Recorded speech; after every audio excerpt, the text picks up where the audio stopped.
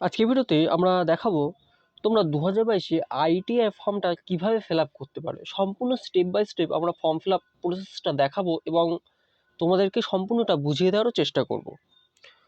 তো এই ভিডিওটা দেখার পরে তোমরা বাড়িতে বসে নিজের মোবাইল থেকেই এই ফর্মটা ফিল আপ করতে পারবে এবং যদি সাইবার ক্যাফে গিয়েও করাও তাহলেও কিন্তু এই ফর্মটা সম্পর্কে যেহেতু তোমাদের ধারণা থাকবে, তো সাইবার ক্যাফে যিনি করবে তিনি যদি কোনো ভুলও করে ফেলে তাহলে কিন্তু সেটা তোমরা ধরিয়ে দিতে পারবে।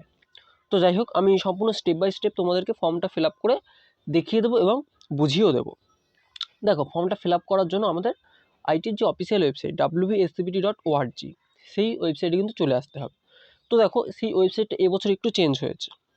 wbscbt.org সেটা সার্চ করলে কিন্তু আমাদের রিডাইরেক্ট করে দেওয়া হচ্ছে scbtwb.in। ঠিক আছে, ওয়েবসাইট একটু চেঞ্জ হয়েছে, তো সেক্ষেত্রে কোনো অসুবিধা হচ্ছে না, রিডাইরেক্ট আমাদের করে দেওয়া হচ্ছে।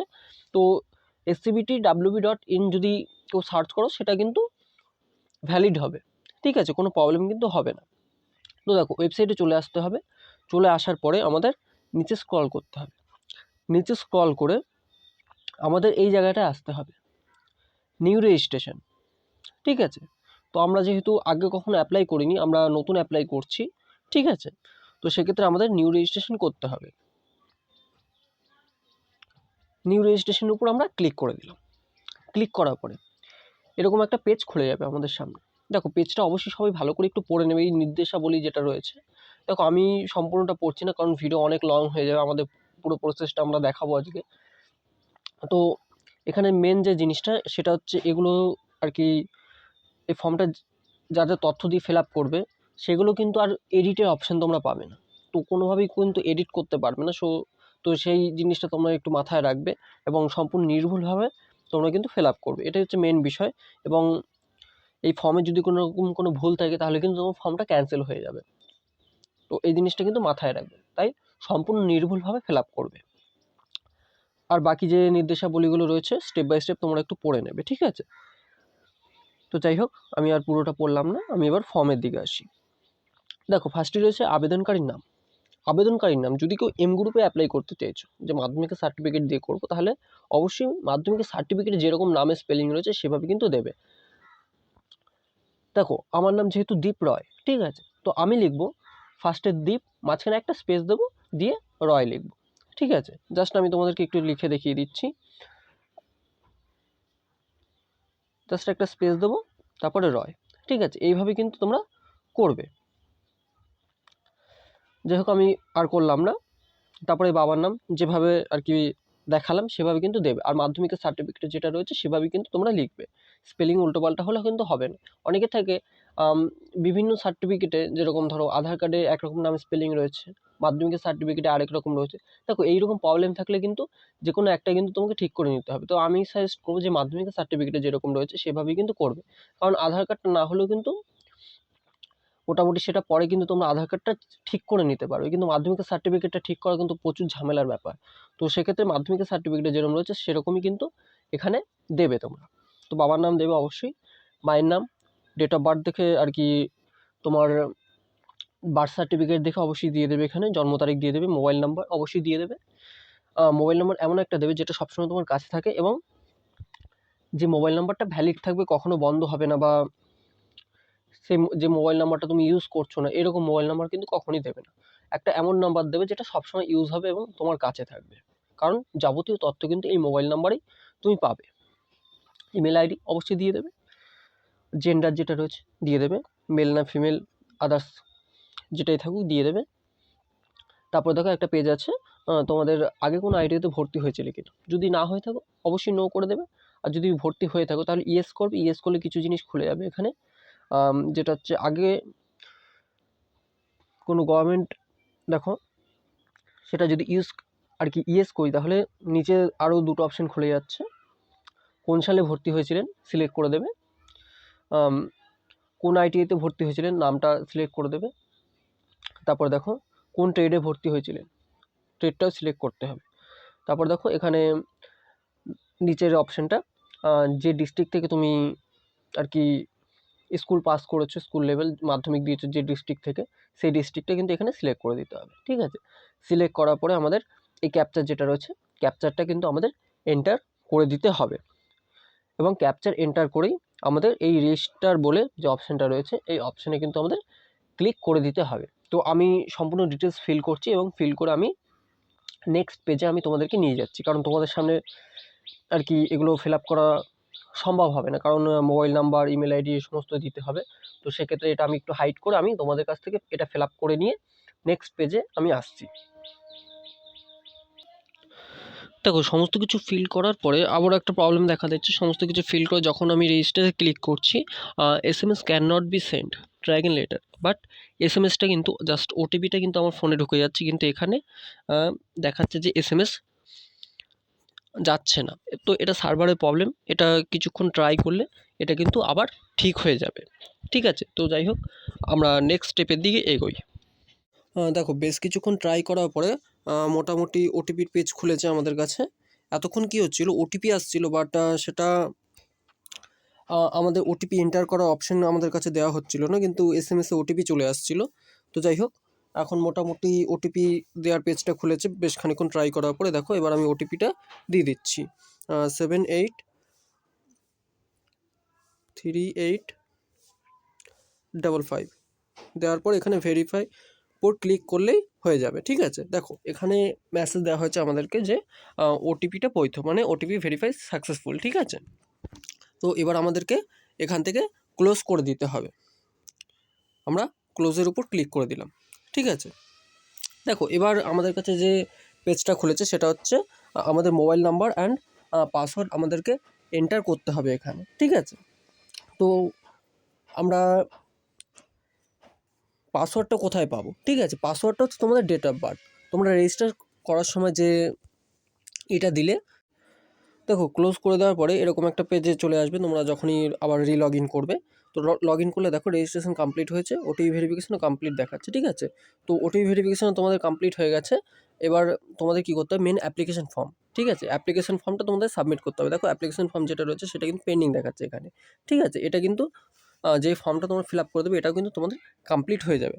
তো আমি তোমাদের ফর্মটা ওপেন করে তারপরে দেখাচ্ছি। দেখো এই হলো তোমাদের মেন অ্যাপ্লিকেশন ফর্ম। তো এখানে বিভিন্ন নির্দেশাবলী রয়েছে, নির্দেশাবলীগুলো সুন্দরভাবে তোমরা পড়ে নাও। আমি জাস্ট শর্টে তোমার দু একটা পয়েন্ট বোঝাচ্ছি যেগুলো মোস্ট ইম্পর্টেন্ট। দেখো তোমাদের যদি কোনো কাস্ট সার্টিফিকেট থেকে থাকে তাহলে কাস্ট সার্টিফিকেটের জায়গাগুলো তোমরা সিলেক্ট করবে। যদি কাস্ট সার্টিফিকেট না থাকে তাহলে কিন্তু সেগুলো সিলেক্ট করার কোনো প্রয়োজন নেই, কারণ তোমাদের ডকুমেন্টস ভেরিফিকেশান যখন হবে, ডকুমেন্টস ভেরিফিকেশনের সময় কিন্তু তোমাদের সেই কাস্ট সার্টিফিকেটটা তোমাদের শো করতে হবে। তো অবশ্যই কাস্ট সার্টিফিকেট থাকলে তোমরা সেটা সিলেক্ট করবে। আর অনেকে এমন রয়েছে যারা কাস্ট সার্টিফিকেট বানাতে দিয়েছো, তো তাদেরকে বলো কিছুদিন অপেক্ষা করে যাও, কিছুদিন অপেক্ষা করো। অপেক্ষা করার পরে যদি কাস্ট সার্টিফিকেট হাতে পেয়ে যাও তাহলে কিন্তু তোমরা মোটামুটি তখন আর কি ফর্মটা ফিল আপ করবে। তো তাহলে তাদের এখনই ফিল আপ করার কোনো প্রয়োজন নেই।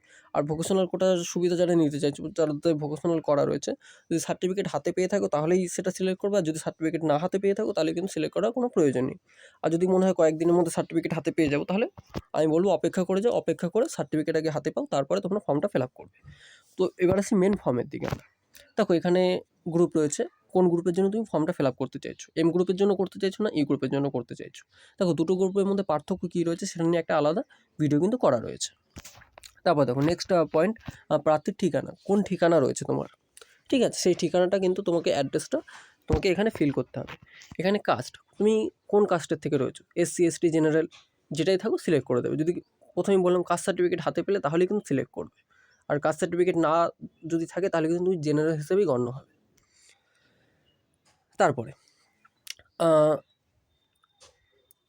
ইউ আর ফিজিক্যালি চ্যালেঞ্জ, মানে তুমি কি হ্যান্ডিক্যাপ কিনা, মানে পরিষ্কার কথায় যদি হয়ে থাকো তাহলে ইয়েস করবে, যদি সার্টিফিকেট থেকে থাকে তাহলেই কিন্তু ইয়েস করবে, সার্টিফিকেট যদি না থেকে থাকে তাহলে নো করবে। ঠিক আছে, ধর্ম, তুমি কোন ধর্ম রয়েছে, হিন্দু মুসলিম যেটা রয়েছে অবশ্যই এখানে সিলেক্ট করে দেবে। আধার নাম্বার, আধার নম্বর যেটা রয়েছে অবশ্যই দিয়ে দেবে। অনেকে জিজ্ঞাসা করে আধার কার্ডটা ম্যান্ডেটারি কিনা, অবশ্যই ম্যান্ডেটারি না, কারণ দেখো এটা স্টার মার্ক নেই, কিন্তু যেটা রয়েছে আধার কার্ডের নাম্বার অবশ্যই দিয়ে দেবে এখানে, দেওয়াটাই সবথেকে বেটার বলে আমি মনে করি। তারপরে মাধ্যমিক বা মানে মাধ্যমিক তুমি যে বোর্ড থেকে দিয়েছো, নেম অফ বোর্ড, তো সেই বোর্ডটা কিন্তু এখানে তোমাকে সিলেক্ট করতে হবে। দেখো এখানে যে ক্লিক করবে প্রত্যেকটা বোর্ডের নাম চলে আসবে, তোমরা সিলেক্ট করে নেবে। ঠিক আছে, তারপর দেখো মাধ্যমিক বা সমতুল্য পরীক্ষা মোট নাম্বার, মানে যে নাম্বারটা তুমি আর কি রয়েছে মাধ্যমিকে কততে পরীক্ষা হয়েছে। ঠিক আছে?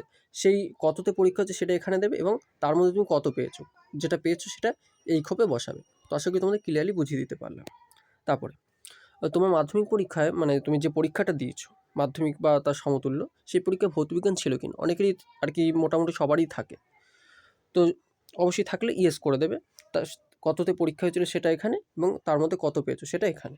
আশা করি বুঝিয়ে দিতে পারলাম।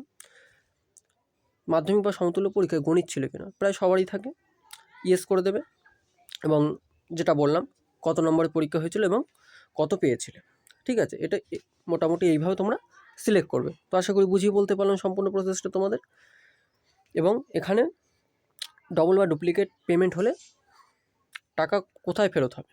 মানে অনেকের কী হয়, একবার পেমেন্ট করে দিয়েছো, পেমেন্টটা সাকসেসফুল হয়নি কিন্তু ব্যাঙ্ক থেকে টাকা কেটে নিয়েছে, আবার রিপেমেন্ট করতে হয়েছে। তো এই ধরনের প্রবলেম অনেকেরই হয়, তাদের ডবল পেমেন্ট হয়ে যায়। তো সেক্ষেত্রে কী হবে, টাকাটা কোথায় ফেরত দেবে তারা, সেই প্রসেসটা কিন্তু তোমাকে এখানে সিলেক্ট করে দিতে হবে। তো পুরো ফর্মটা কেয়ারফুলি ফিল আপ করার পরে তোমাদের মোটামুটি এখানে সেভ যে বাটন রয়েছে, এখানে সেভে তোমাদের ক্লিক করে দিতে হবে এবং সেভ করলেই কিন্তু এটা সেভ হয়ে যাবে। তো আশা করি তোমাদের পুরো ফর্মটা আমি ক্লিয়ারলি তোমাদেরকে বুঝিয়ে দিতে পারলাম সুন্দরভাবে। তো আমি এখনই আর ফিল আপ করে দেখাচ্ছি না, কারণ যা ফর্মটা ফিল আপ করছি তার ডকুমেন্টস এখনও আমার হাতে নেই, মোটামুটি ক্লিয়ারলি নেই। তো সমস্ত ডকুমেন্টস আমি পাই, তারপরে আমি তার ফর্মটা আমি ফিল আপ করে দেবো সুন্দরভাবে। তো আমি জাস্ট এখন তোমাদের বোঝানোর জন্যই এই ফর্মটা আর কি ওপেন করে আর কি দেখালাম। তো যাই হোক, এরপরে আমরা হোমে চলে যাই। হোমে গিয়ে বাকিটা আমি তোমাদেরকে বোঝাচ্ছি। দেখো মোটামুটি ওটা সেভ করে দেওয়ার পরে আবারও সেটা ক্লোজ হয়ে গিয়ে আবার রিলগ ইন তোমাদের করতে হবে এবং তোমাদের অ্যাপ্লিকেশান যে ফর্ম সেটা করার পরে তোমাদের নেক্সট স্টেপ থাকবে পেমেন্ট। ঠিক আছে? তোমাদের যে পেমেন্টটা রয়েছে পেমেন্টটা কিন্তু তোমাদের করে দিতে হবে। দেখো পেমেন্ট অবশ্যই তোমরা কার্ডে করতে পারো, কোনো রকম কিন্তু কোনো রকম প্রবলেম কিন্তু হবে না। তো আমি যখন এর ফর্মটা ফিল আপ করবো, পুরোটা ক্লিয়ার করবো, তখন কিন্তু আমি সমস্ত প্রসেসটা আবারও একবার দেখিয়ে দেবো। পেমেন্টটা কীভাবে করতে হয় সেটা কিন্তু দেখিয়ে দেবো। ঠিক আছে? তারপরে পেমেন্ট করার পরে নেক্সট স্টেপ থাকবে তোমাদের আপলোড অফ ডকুমেন্টস। ঠিক আছে? তোমাদের ডকুমেন্টসগুলো আপলোড করে দিতে হবে। দেখো আমি অ্যাপ্লিকেশান ফর্ম যেটা রয়েছে সেটা কিন্তু সেভ করিনি, মানে সমস্ত কিছু সেভ করিনি বলে আমার এটা পেন্ডিং দেখাচ্ছে। কিন্তু তোমরা যখন সমস্ত তথ্য দিয়ে সেভ করবে সেটা কিন্তু কমপ্লিট হয়ে যাবে। ঠিক আছে? অ্যাপ্লিকেশান অফ ফর্ম সেটা কিন্তু কমপ্লিট হয়ে যাবে। তারপরে যখনই পেমেন্ট করবে, পেমেন্ট করার পরে এই পেমেন্টের যে জায়গাটা পেন্ডিং দেখাচ্ছে সেটাও কিন্তু কমপ্লিট হয়ে যাবে। ঠিক আছে? তো পেমেন্ট করার পরে কিন্তু আপলোড অফ ডকুমেন্টস, যে সমস্ত ডকুমেন্টস রয়েছে সেগুলো কিন্তু আপলোড করে দিতে হবে। তো দাঁড়াও আমি একবার দেখে নিই যে মেক পেমেন্ট এবং আপলোড ডকুমেন্টস এগুলো কাজ করছে কিনা। যদি কাজ করে তাহলে কিন্তু আমি তোমাদেরকে একটু বুঝিয়ে দেওয়ারও চেষ্টা করব। না, কোনো অপশানই কাজ করছে না। এগুলো অবশ্যই যখন ফর্ম যেটা রয়েছে সেটা সাবমিট করব তারপরেই এই মেক পেমেন্ট এবং আপলোড অফ ডকুমেন্টস এই পেজগুলো খুলবে। ঠিক আছে? এগুলো এখন বর্তমানে খুলছে না। তো যাই হোক, তো মোটামুটি এই হলো প্রসেস। আশা করি ফর্মের ব্যাপারটা তোমাদের সম্পূর্ণভাবে ক্লিয়ার করতে পারলাম।